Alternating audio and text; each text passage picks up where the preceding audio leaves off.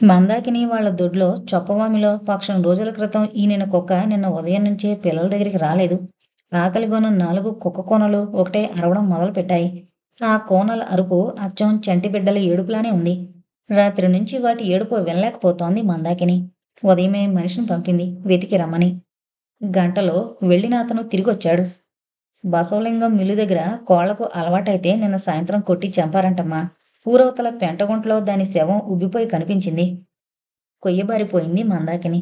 ఇంకా కళ్ళు తెరవని పసికోనలు 4 దారుణంగా తమ తల్లి చంపబడిందని తెలియక అవి ఆకలికి అలంటించిపోతూ తల్లి కోసం అరుస్తున్నాయి.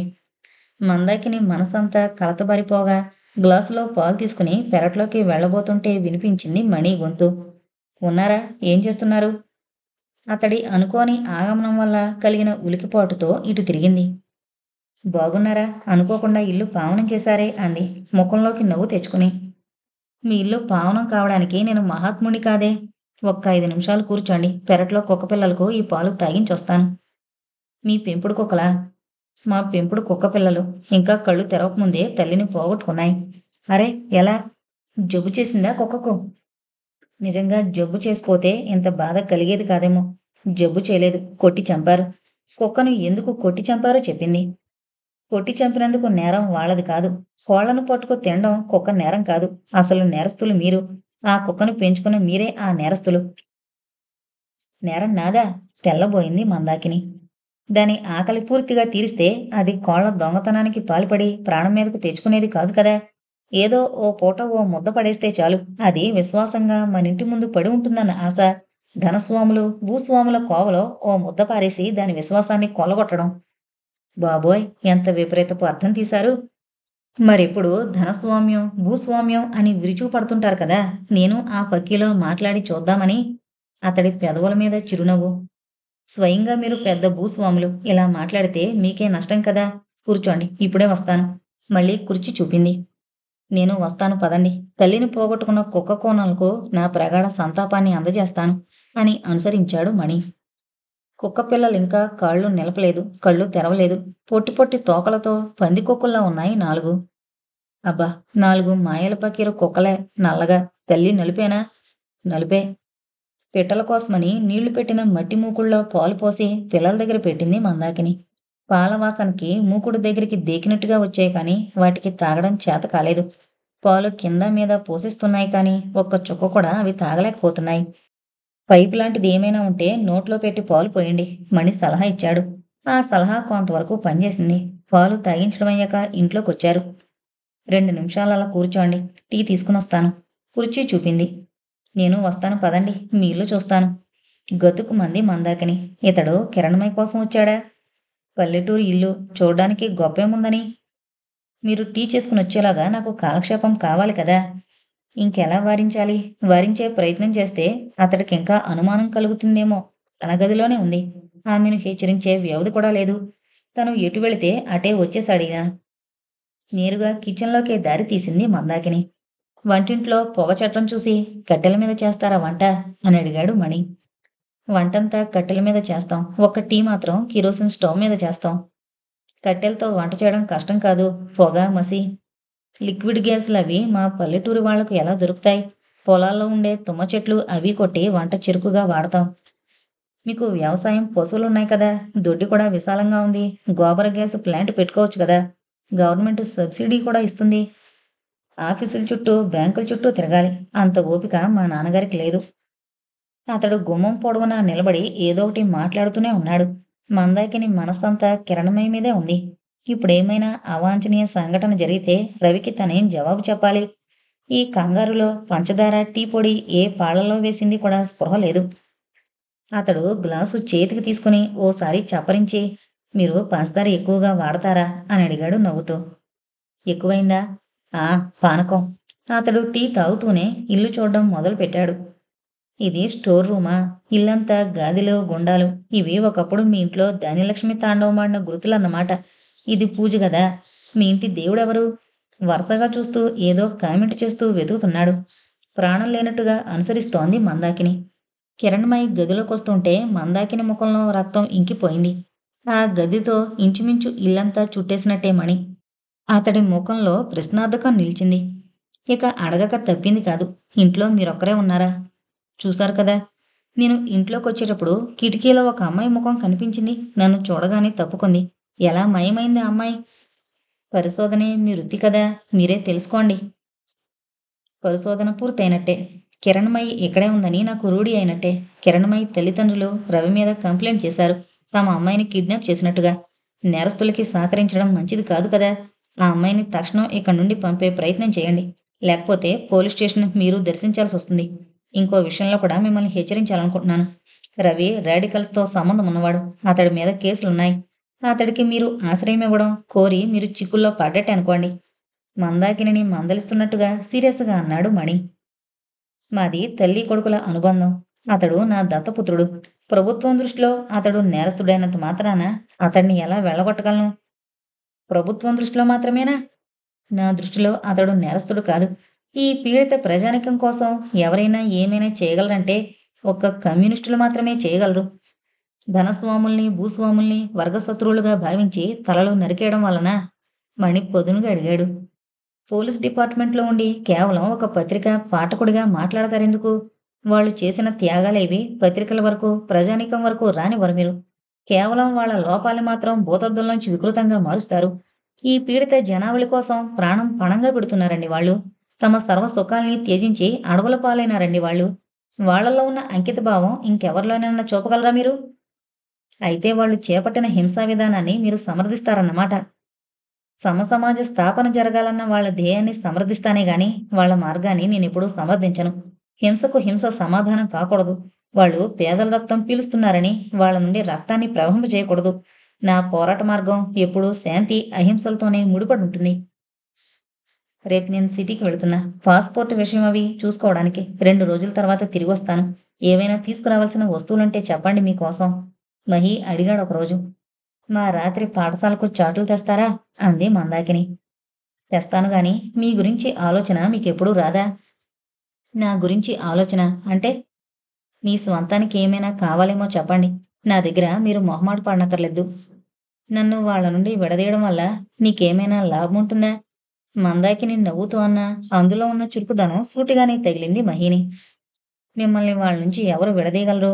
వాళ్ళ నుంచి విడదీస్తే మందాకిని ఏమీ మిగలదు. వాళ్ళలో కలిసిపోయి వాళ్ళ గురించి ఆర్ద్రత చెందే మందాకినంటేనే నాకు అభిమానం. నేను అభిమానించే మందాకిని ఆమె గాని వట్టి మందాకిని కాదు. మనస్ఫూర్తిగానే ఈ మాటలన్నాడు మహి. మందాకిని పట్ల అతడి హృదయంలో పొంగిన అభిమాన తరంగాలు అతడి కళ్ళను చెమ్మగిల్లేట్టు చేశాయి. నా మీద ఏర్పడిన ఈ అభిమానంలో పదో వంతు ఆ దీనుల పట్ల, దుఃఖితుల పట్ల ప్రసరింపజేయండి డాక్టర్ గారు. వాళ్ళు బ్రతికిపోతారు. నేను సిటీ నుంచి తిరిగొచ్చాక నా నిర్ణయం తెలియజేస్తాను మందాకిని. అమ్మతో ఈ విషయం తప్పక చర్చించొస్తాను. ఎన్నో ఆశలతో మిమ్మల్ని గొప్ప డాక్టరుగా చూడాలని కలలు కనే ఆవిడ ఈ గ్రామాలకు అంకితమివ్వడానికి ససేమిరా అంగీకరించదనుకుంటాను. అలాంటప్పుడు ఆమెతో చర్చించి వృధా కదా! ఒక నిర్ణయం తీసుకునే ముందు అది నా జీవితంలో ముఖ్యమైన మలుపుకు సంబంధించిందయినప్పుడు ఆమెతో చెప్పడం కనీసం కొడుకుగా నా కర్తవ్యం కదా! ఒక విధంగా ఈ పల్లె ప్రజల పట్ల ఆకర్షితులయ్యారు. అక్కడికి వెళ్ళాక ఆమె ప్రతిఘటన విన్నాక ఈ ఆకర్షణ మాయం కాదు కదా! నిజంగా నేను తిరిగి రాలేకపోతే మీరేమనుకుంటారు? నేను వట్టి స్వార్థపరుణ్ణని, ఫ్యూడల్ వ్యవస్థలో పుట్టి పెరిగిన వాడికి ఎంతకంటే మంచి బుద్ధి ఎలా వస్తుందని తిట్టుకుంటారు కదా! మందాకిని ముఖం ఉదాసీనంగా మారిపోయింది. బహుశా అంతే అనుకోవచ్చు. మహి టాక్సీ దిగి ఇంట్లో కడుగు పెట్టాడు. జోగి అనే పనివాడు సంతోషంగా ఎదురొచ్చి అతడి చేతిలోని సూట్ కేసు అందుకుంటూ బాగున్నారా బాబుగారు అని అడిగాడు. ఆ, ఇక్కడంతా బాగున్నారు. ఇల్లంతా నిశ్శబ్దంగా ఉంది. మమ్మీ డాడీ లేరా? లేరండి. అయ్యగారు ఢిల్లీ ఎల్లుండి. అమ్మగారు క్లబ్బు మీటింగ్ ఉందని చెప్పి మధ్యాహ్నం ఎల్లుండి. మహి బట్టలు మార్చి కాళ్ళు చేతులు కడుక్కునొచ్చేసరికి హార్లిక్స్ కలిపి తెచ్చాడు జోగి అని పిలువబడే జోగయ్య. ఏంట్రా విశేషాలు? ఇప్పుడు మీ ఆరోగ్యం బాగుంది కదండి? ఎలా కనిపిస్తున్నాన్రా? మొదటి కంటే తెల్లగా ఉండి ఏటి నీళ్లకు మంచి రంగు తేలినారండి. పల్లిగాలి, గడ్డ పెరుగు, చిక్కటి పాలు. నిజంగా ముందుటి కంటే బాగినారండ్రి. లావయ్యానా? ఎడం చెయ్యి కుడి చెయ్యిగా లావేనారండ్రి. లోపల నుంచి కామాక్షి వచ్చింది. వెధవ, మహీబాబు ఇంట్లో అడుగు పెడుతూనే దిష్టి పెడతావేమిరా? టైఫాయిడ్ వచ్చి తగ్గింది కదా, ఒళ్ళు చేయడం సహజమే. మహి తల్లి కనకదుర్గకు కొంచెం దూరపు బంధువు కామాక్షి. చిన్నతనంలో భర్త కాలం చేశాడు. ఇల్లు నమ్మకంగా చూసుకోగల మనిషిని 16 ఏళ్ల క్రితమే ఆవిడ్ని చేరదీసింది కనకదుర్గ. పనివాళ్ల మీద అజమాయిషీ, ఇంట్లో సరుకులు ఏమున్నవి లేనివి, అతిథి అభాగ్యతల మర్యాదలు అన్నీ ఆవిడే చూసుకుంటుంది. తాతగారు బాగున్నారా బాబూ? బాగున్నారు. ఈ వయసులో ఆయనొక్కరు అక్కడే ఉండే కంటే వచ్చి మీ దగ్గరుంటే నిశ్చింతగా గడిచిపోయేవి ఆయన రోజులు. అక్కడే పుట్టాను, అక్కడే మట్టవుతాను అంటారు. కొడుకు, మనవల కంటే ఆయన ఆ మట్టే దగ్గర చుట్టమన్నట్టుగా మాట్లాడతారు. అదేం చేదస్తమో మరి! జనని కంటే, బంధువుల కంటే జన్మభూమి ప్రీతమైంది. అంటే ఎంత ప్రీతమైంది కాకపోతే స్వాతంత్ర సమరంలో వేలాది మంది తమ జీవితాలను నవ్వుతూ అర్పిస్తారు. నిజమే కాబోలు నాయనా! అంతలో ఇంటి ముందు తల్లి గొంతు పెద్దగా వినిపించింది. మాట్లాడుకున్న 3 రూపాయలు ఎక్కువంటే రూపాయి ఎక్కువివ్వాలంటావా? ఆంజనేయుడి గుడి దగ్గర అన్నారు. గుడికాడ నుంచి ఇంత దూరం లాక్కొచ్చినా రూపాయి ఎక్కువీరా మళ్ళా? న్యాయానికైతే నీకు ఈ దూరానికి రూపాయన్నర ఇవ్వాలి తెలుసా? శ్రీలత హోటల్ దగ్గర నుండి ఇక్కడికి ఎంత దూరం ఉందని? ఎంత దూరమో మిమ్మల్ని ఒక్కసారి రిక్షా తొక్కబెడితే తెలుస్తాది. మా చెమట తాగి బతుకుతున్నారమ్మా, గట్లనే మాట్లాడతారు. రూపాయి ఇయ్యమ్మా. ఇవ్వను పోరా, ఏం చేసుకుంటావో చేసుకోపో. ఇచ్చిందాకా ఎలనమ్మా. గుడికాడికి 3 రూపాయలు మాట్లాడిండు. గుడికాడి నుంచి ఇంత దువ్వ లాక్కొచ్చిన్ను. ఎత్తుగడ్డ అమ్మవారి రిక్షా లాగేసరికి పెరుమాళ్ళు తేరు లాగినట్టు యగాయసం వచ్చింది. ఒక్క రూపాయి కాడింత గొడవ పెట్టుకుంటావిందమ్మా. మీరైతే వ్యాపారమని, కాంట్రాక్టు పనులని, రాజకీయాలని వేలకు వేలు మింగుతారు. సాటి మనిషిని పశువుని చేసి బండి లాగించుకుని ఒక్క రూపాయి కోసం గింజుకుంటారు. మీ పొదుపంతా కూరగాయల బేరం రిక్షాల దగ్గర. అధిక ప్రసంగం చేయకు. 3 రూపాయలకు మించి ఒక్క పైసా ఇవ్వను. ఇంకేమైనా మాట్లాడావో పోలీసులకు ఫోన్ చేస్తాను. వెధవ రిక్షావాడివి, ఒక్క రూపాయి కోసం ఇన్ని మాటలంటావురా? అమ్మవారిని అంటావా? అంటే ఏంట్రా, విగ్రహంలా అంతలా ఉన్నాననా? నేను కాబట్టి ఊరుకున్నాను. ఇంకొకరైతే పళ్ళు రాలగొట్టెదురు. మహి జేబులోంచి 5 రూపాయల నోటు తీసి అతడి చేతిలో పెట్టి ఇంక మాట్లాడకు వెళ్ళు అన్నాడు. వాడు 4 రూపాయలు తీసిచ్చి వెళ్ళిపోయాడు రిక్షా లాక్కుంటూ. మధ్యలో నువ్వెందుకొచ్చావురా? ఇవాళ వాడి పని చెప్పేదాన్ని. వెధవలు ఎన్ని మాటలు నేర్చారో చూడు. వాళ్ళ చెమట తాగి బ్రతుకుతున్నామట. ఈ రిక్షావాడి మాటలు మందాకిని వింటే ఎంత బాగుండేది. శ్రమజీవుల్లో ఇలాంటి చైతన్యం కోసమే మందాకిని కలలు కంటోంది. తమ శ్రమను అవతలి వాళ్ళు దోచేస్తున్నారన్న తెలివి, ఆ దోపిడీని అడ్డుకోవాలన్న చైతన్యం, అదే ఈ దోపిడీ వ్యవస్థ నుంచి వారిని రక్షిస్తుంది అంటుంది మందాకిని. ఆలోచనల నుండి బయటపడి, పదమమ్మీ, కారేమైంది? రిక్షాలో వచ్చేవెందుకు? అడిగాడు మహి. మిసెస్ ముఖర్జీ తీసుకెళ్ళిందిరా పెళ్ళుందని. అడిగేందుకు ఆవిడకు ఉండాలి కదా బుద్ధి. ఎక్కి తిరిగే కారుని అడిగితే వాళ్ళకి ఇబ్బంది అవుతుందని వాళ్ళకి తెలివి ఉండాలి. ఆవిడ నోరు తెరిచి అడిగాక ఇవ్వకపోతే బాగుండదనిచ్చి ఇప్పుడు చూడు నా తిప్పలు. రిక్షా వెదవతో ఎన్ని మాటలు పడాల్సి వచ్చిందో.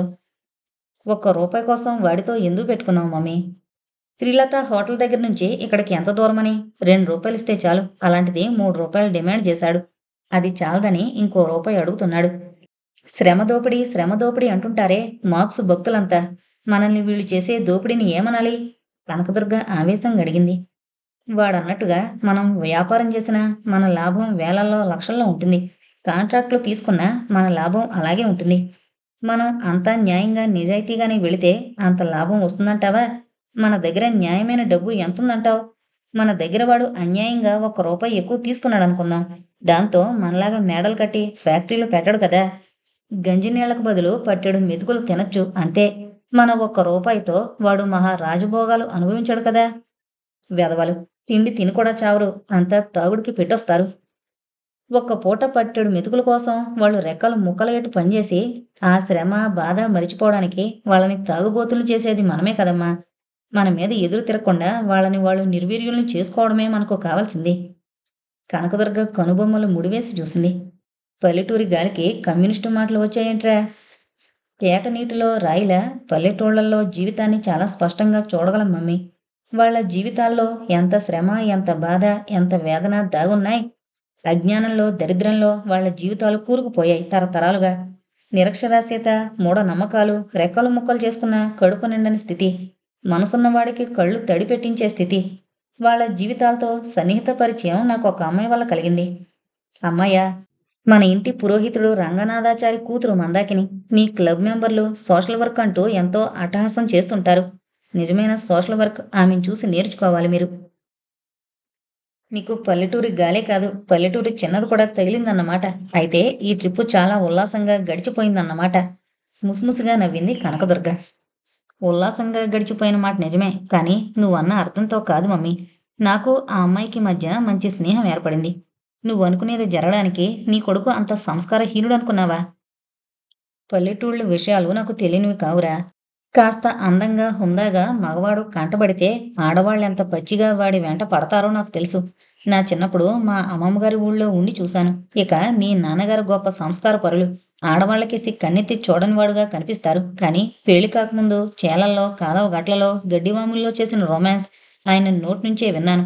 కాబట్టి కొడుకువైనా నీ మీద నాకు నమ్మకం లేదు. ఇంకోసారి నిన్న పల్లెటూళ్ళలో కాలు పెట్టనివ్వను.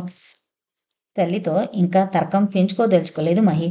పల్లెటూళ్ళంటే, పల్లెటూరి ఆడవాళ్ళంటే ఇంత చెడ్డ అభిప్రాయం ఉన్న ఆమె, ఆ పల్లీల ఉద్ధరణ కోసం తను అక్కడే ఉండిపోవాలి అనుకుంటున్నానని చెబితే, ఈ ఇంట్లో ఒక బాంబు పేలినంత పని జరుగుతుందేమో.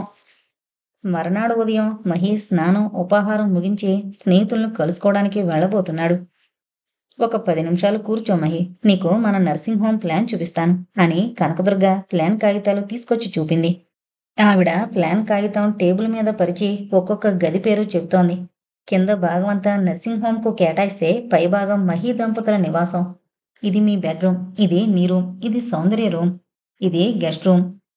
నేను మీ నాన్న ఎప్పుడైనా వస్తే చుట్టపు చూపుగా వస్తాం. మేం మీ దగ్గర ఉండడం గాని, మీరు మా దగ్గర ఉండడం గాని కుదరదు. అత్తాకోడళ్ళు ఒక దగ్గరుండి కలహించుకునే డర్టీ కల్చర్ నాకు నచ్చదు. ఈ విషయంలో ఫారినర్స్ని మెచ్చుకోవాలి. పిల్లలకు ఒక వయసు రాగానే మీ బ్రతుకు మీరు బ్రతకండని ప్రపంచంలోకి తరిమేస్తారు. ఎవరి చిన్ని సంసారం వాళ్ళది. అందుకే వాళ్ళ మధ్య ఆప్యాయతలు, అనుబంధాలు ఉండవని కూడా మనం విన్నప్పుడు మనిషి జీవితంలో అంతకంటే విషాదం మరి ఉండదనిపిస్తోంది. వృద్ధాప్యంలో ఆలంబనం కోసం అలమటించేటప్పుడు కొడుకులు, మనవలు, మనవరాళ్ళు ఎవరూ ఉండరు. ఈ ఉమ్మడి కుటుంబాల చెదర కంటే అదే నయంరా. కృష్ణ, రామ అనుకుంటూ ఎవరి గూట్లో వారు కన్ను మూయొచ్చు. 2 రోజుల తర్వాత మహి తిరుగు ప్రయాణం కావడం చూసి, మళ్ళీ ఎందుకురా పల్లెకు, నీ ప్రయాణం దగ్గర పడుతోంది కదూ, ఈలోగా నీకు కావలసినవన్నీ చూసుకోవాలి కదా అని అడిగింది కనకదుర్గ. మళ్ళీ వస్తాను కదమ్మా, 2-3 రోజుల్లో అన్నీ చూసుకోగలను. పూజారి గారి కూతురేనా ఈ ఆకర్షణకి కారణం? తనను ఒకసారి చూస్తే ఈ మాట అనలేవు మమ్మీ. ఈ ఆకర్షణల గురించి, ఈ ప్రేమల గురించి అణువంతైనా స్పృహ లేదు ఆ అమ్మాయికి. దీనజనుల సేవకు అంకితమైంది ఆమె మనసు. నన్ను అనుమానిస్తే నిష్కారణంగా ఆమెను అవమానించినట్టే నొచ్చుకుంటూ అన్నాడు మహి. ఆహా, అయితే చూడాల్సిందే ఆ అమ్మాయిని. కానీ ఆ ముసలాడు చచ్చే వరకు ఆ పల్లెలో అడుగు పెట్టనని శపథం చేశానే. ఇవాళో రేపో వెళ్ళిపోయే మనిషితో ఇంకా ఈ పట్టింపులు, పంతాలు ఏంటి మమ్మీ? మామగారి ముందు కోడలు ఓటమి అంగీకరిస్తే వచ్చే అవమానమేం లేదు. నువ్వు వచ్చేటట్టయితే మనిద్దరం కలిసి వెళదాం. 2 రోజులుండి వచ్చేద్దువు గాని మహి ప్రాధేయపూర్వకంగా అన్నాడు. మీ డాడీ వచ్చాక చూద్దాం గాని, బిల్డింగ్ ప్లాన్ గురించి నీ అభిప్రాయం చెప్పలేదు. పర్మిషన్ వచ్చాక ఇక మార్పులు చేయడానికి వీలున్నది కదా. నేను ఫారెన్ నుంచి తిరిగొచ్చాక ప్రాక్టీస్ ఇక్కడ పెట్టకపోవచ్చు మమ్మీ. తలంచుకుని మెల్లగా చెప్పాడు మహి. ఇంకెక్కడ పెడతావు? అక్కడే సెటిల్ అయిపోవాలనా? ఎగిరి పడ్డట్టుగా అడిగింది కనకదుర్గ. ఉహుం, జన్మభూమికే డాక్టర్గా సేవలందించాలనుకుంటున్నాను. మరింకేం? నేను మన ఊళ్ళోనే డాక్టర్గా స్థిరపడాలనుకుంటున్నాను. My God! ఆ పల్లెటూళ్ళలో డాక్టర్గానా? ఆ గొర్రెలకు, బర్రెలకు వైద్యం చేయడానికేనా ఎంబీబీఎస్ చదివించింది?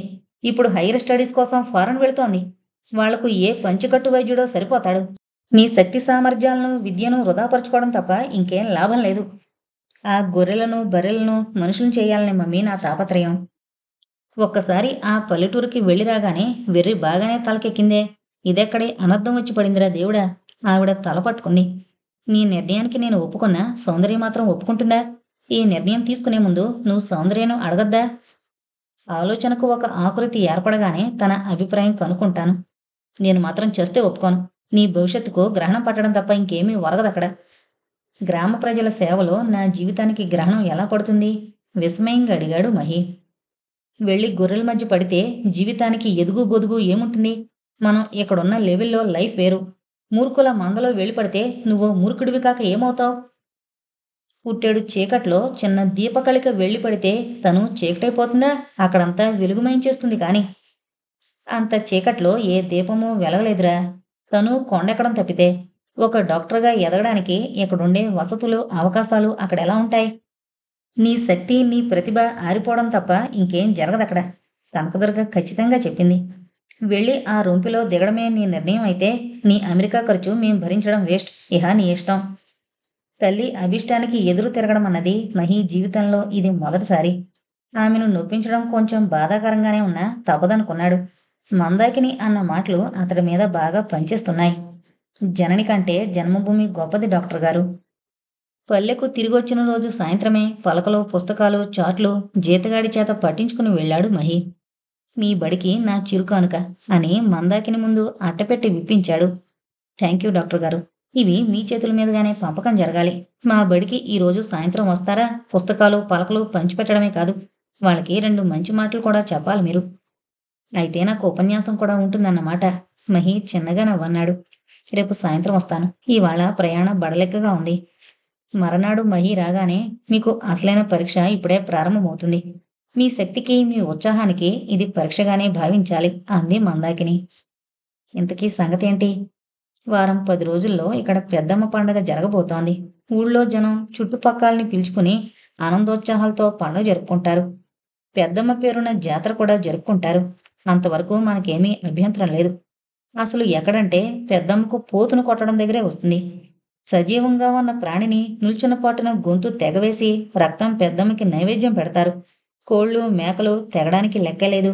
ఎటు చూసినా రక్తం ఎగజిమ్ముతోంది. ప్రభుత్వ నిషేధం ఉంది కదా, జంతు బలుల మీద ఎలా చేస్తారు? నిషేధం దారిన నిషేధాంది, ప్రజల దారి ప్రజలది. నిషేధం దారి నిషేధాంది, ప్రజల దారి ప్రజలది. వాళ్ళు చేయదలుచుకున్న పని దొడ్డిదోవనైనా చేస్తారు. వాళ్ళని ఎవరూ ఆపలేరు. ఇది ఒకరికి సంబంధించిన విషయం కాదు కదా, ఊరికి సంబంధించిన విషయం. మనం ముందుగా ఎవరిని కన్సల్ట్ చేస్తే బాగుంటుంది? ఊరి పెద్దల్ని కలవాలి. ఎవరు వాళ్ళు? రామరెడ్డి, నర్సిరెడ్డి ఉన్నారు. వెంకటేశ్వరరావుని కరణం కూడా వీళ్ళ గ్రూపులోని వాడే. తాతగారు కూడా ఉన్నారనుకోండి. కానీ ఊరికి సంబంధించిన విషయం కాబట్టి మిగతా వాళ్ళని కాదని ఆయన ఏమీ చేయలేరు. ఈ ఊరి వ్యవహారాలన్నీ ఈ రెడ్ల చేతుల మీదుగానే నడుస్తాయి. 3 సంవత్సరాల క్రితం ఈ బలి కార్యక్రమం జరిగినప్పుడు నేను నా శక్తి కొద్దీ ప్రతిఘటించి చూశాను. నా తరం కాలేదు. ఈ పెద్దల్ని సంప్రదించడం, నా మాటల్ని గడ్డిపరకలా తీసేశారు. బలి కార్యక్రమం నిరాటంకంగా సాగిపోయింది. ఆ రాత్రి తప్పెట్లు మ్రోగుతుంటే నా గుండెల్లో మృత్యుపద ఘటనల్లా అనిపించాయి. ఆ రాత్రి తల తెగి పడుతున్న ఆ దున్న ఆకారమే నా కళ్ళ ముందు కనిపిస్తుంటే కన్ను మూత పడలేదు. మరనాడు నాకు 104 డిగ్రీల జ్వరం వచ్చింది. మనిషిలో ఇంత రాక్షసత్వం ఎలా చోటు చేసుకుందా అని నాకెప్పుడూ అనిపిస్తుంటుంది డాక్టర్ గారు. ఒక ప్రాణిని నిల్చున్న పాటుని ఎలా హత్య చేయగలుగుతున్నాడు మనిషి? మనిషి ఇంత కిరాతకుడు దేనివల్ల అవుతున్నాడు? వేదనాభరితమైన స్వరంతో అడిగింది మందాకిని. ఆదిమ సమాజంలో వేట మాత్రమే తెలుసు ప్రజలకు. కడుపు నింపుకోవడానికి తోటి ప్రాణిని చంపడం పాపమన్న విచక్షణ ఆనాడు ఉండేందుకు ఆస్కారం లేదు.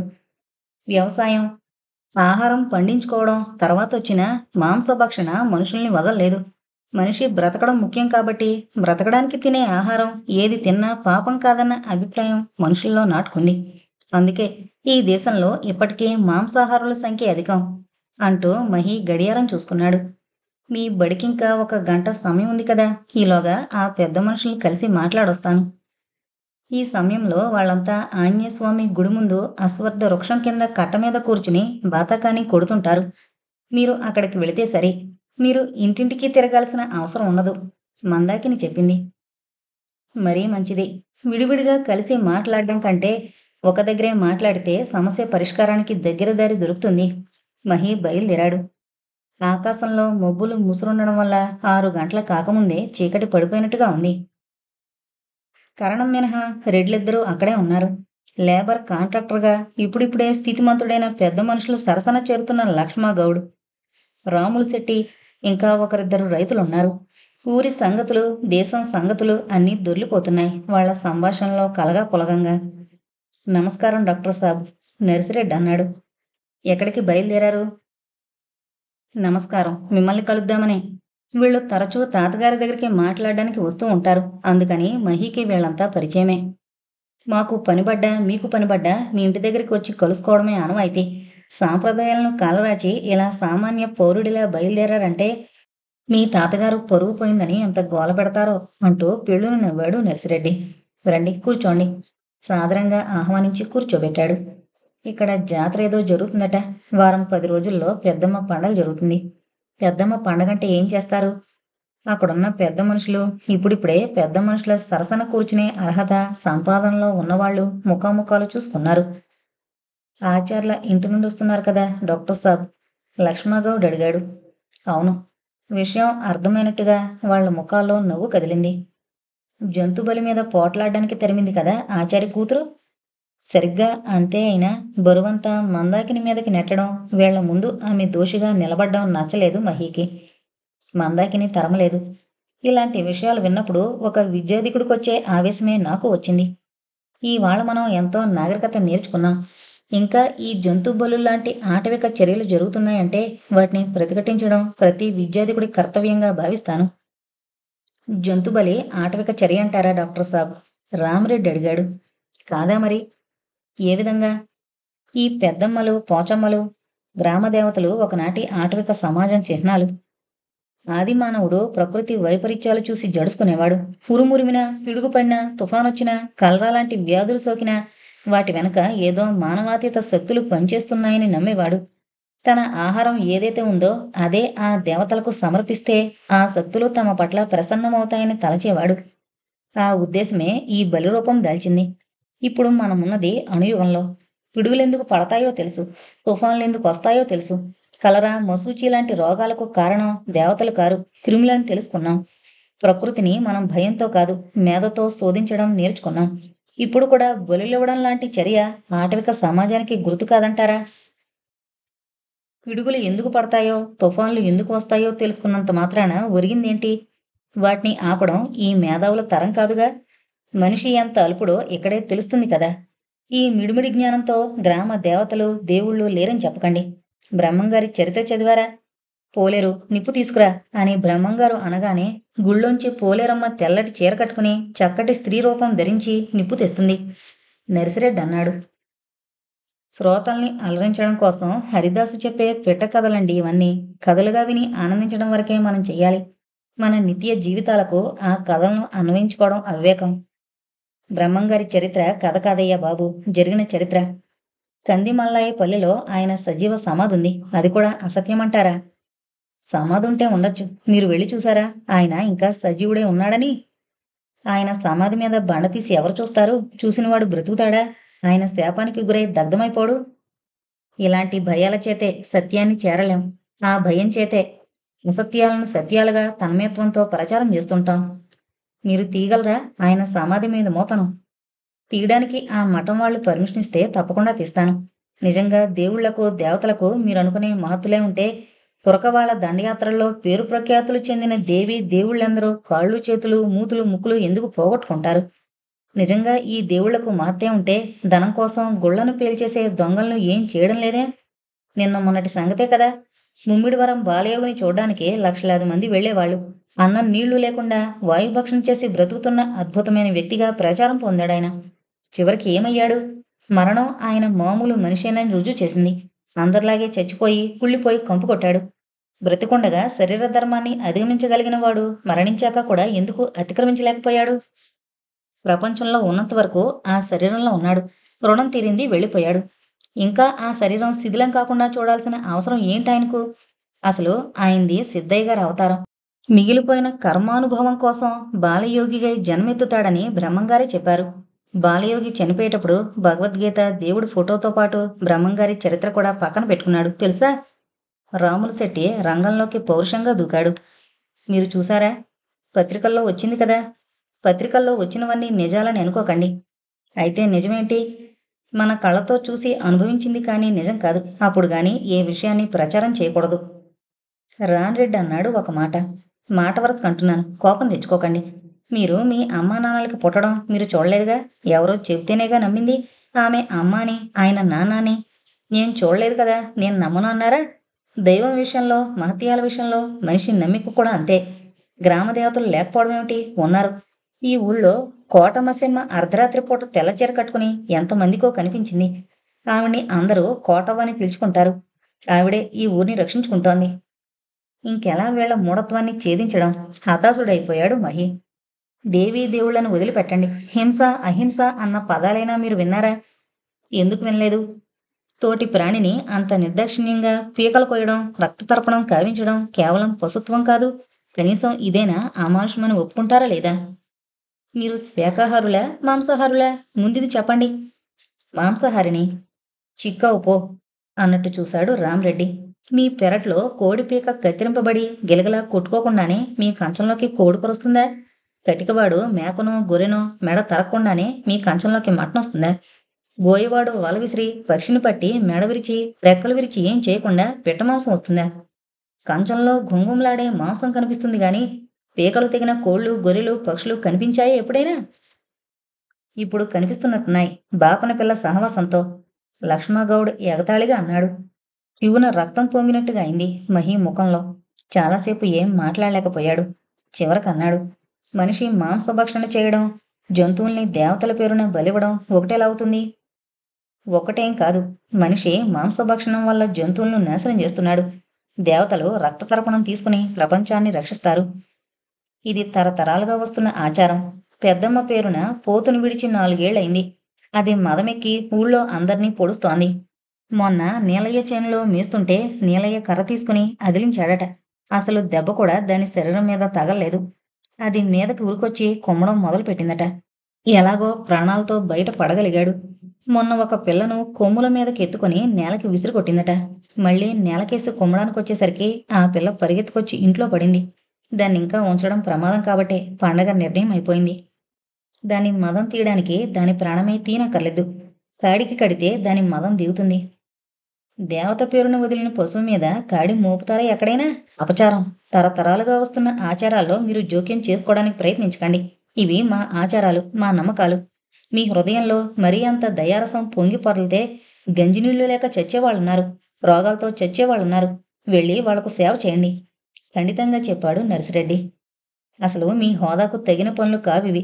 ఎక్కడో అమెరికాలో పెద్ద డాక్టర్గా స్థిరపడి పేరు ప్రఖ్యాతులు కుప్పలుగా డబ్బు సంపాదించుకోవాల్సిన మీరు ఇలా పల్లెటూరి సందుగొందుల్లో సామాన్యుల్లో తిరగడం మీ వంశానికే అప్రతిష్ట. మీ తాతగారు ఎంతమాత్రం హర్షించరు అన్నాడు రామరెడ్డి. తన ఆశయం ఎంత ఉదాత్తమైనా ఎంత బలీయమైనా తనొక్కడు ఇంతమందిని ఎదుర్కొని గెలవడం అసాధ్యమనిపించింది మహీకి. ఈ మూఢనమ్మకాల్ని ఈ అజ్ఞానాన్ని ఛేదించడానికి మనుషులంతా సంఘటితం కావాలి. ఆ ఆశయానికి బలాన్ని చేకూర్చే వాళ్లను సమీకరించాలి.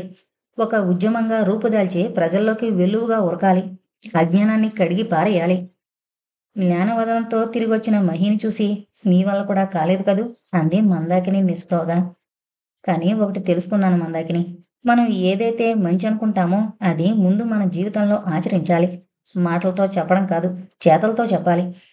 మనం ఒక వేలు ఎదుటి వాళ్ళకేసి చూపితే 100 వేళ్ళు 1000 వేళ్ళు మనకేసి చూపుతాయి. ఇది సహజం. అలా వాళ్ళు మనకేసి వేలెత్తే అవకాశం లేకుండా మన జీవితం, మన దినచర్య విశుద్ధంగా మలచుకోవాలి. ఆ పని నేను ముందు చేద్దాం అనుకుంటున్నాను. ఇంతకీ వాళ్ళేమన్నారు? వాళ్ళ ఆచారాల్లో నమ్మకాల్లో జోక్యం చేసుకోవద్దన్నారు. ఎదుటిపక్షం బలీయంగా ఉన్నప్పుడు మనం ఒకరం ఎదుర్కోవడం అంత బుద్ధి తక్కువ మరొకటి ఉండదు. ముందు మన యువశక్తిని సమీకరించాలి. ఎలా? ఇంటింటికి తిరగాలి. గ్రామం గ్రామం వెళ్ళాలి. మన ఆశయాల్ని ప్రచారం చేయాలి. మన ఆశయాలకు స్పందించిన వాళ్ళందరినీ కలిపి ఒక కమిటీగా ఏర్పరచాలి. అప్పుడు ఒక గొప్ప ఉద్యమంలా రూపుదాల్చి ప్రజల్లోకి దూసుకుపోవాలి. కానీ ఇప్పుడు కాదు. అమెరికా వెళ్ళి నా చదువు పూర్తి చేసుకుని వచ్చాక పని ప్రారంభిస్తాను. మహత్తరమైన ఒక ఆశయం అతడి ముఖాన్ని దీప్తివంతం చేస్తుంటే మందాకిని విస్ఫారిత నేత్రాలతో చూడసాగింది.